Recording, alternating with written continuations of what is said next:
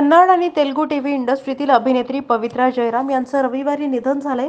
Telugu TV मालिका त्रिनयनीमध्ये तिलोत्तमाची भूमिका साकारून घराघरात नावलौकिक मिळवलेली अभिनेत्री पवित्रा जयराम हिचा रविवारी रस्ता अपघातात मृत्यू झालाय. आंध्र प्रदेशातील मेहबूबनगरजवळ झालेल्या भीषण कार अपघातात त्यांचा जागीच मृत्यू झालाय. कर्नाटकातील मंड्या जिल्ह्यातील हनाकेरे येथे परतत असताना हा अपघात झाल्याचं काही मीडिया रिपोर्ट सांगतात.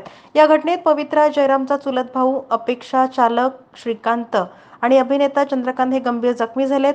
कारचं नियंत्रण सुटून डिवायडरला धडकली आणि नंतर हैदराबादहून वानपर्तीकडे येणारी बस कारच्या उजव्या बाजूला धडकली, असंही सांगण्यात येतंय. या अपघातात पवित्रा जबर जखमी होऊन तिचा जागीच मृत्यू झाला. पवित्रा जयराम या कन्नड टीव्ही मालिकांसाठी ओळखल्या जातात. याशिवाय त्यांनी इतर अनेक भाषांमधल्या शोमध्ये सुद्धा काम केलंय. कन्नड टीव्ही इंडस्ट्रीत त्यांची लोकप्रियता खूप जास्त होती. तेलुगू मालिकांमधील आपल्या दमदार अभिनयानं त्यांनी एक मजबूत चाहता वर्ग निर्माण केला. पवित्रा यांच्या निधनाच्या बातमीने इंडस्ट्री आणि चाहत्यांना धक्का बसलाय.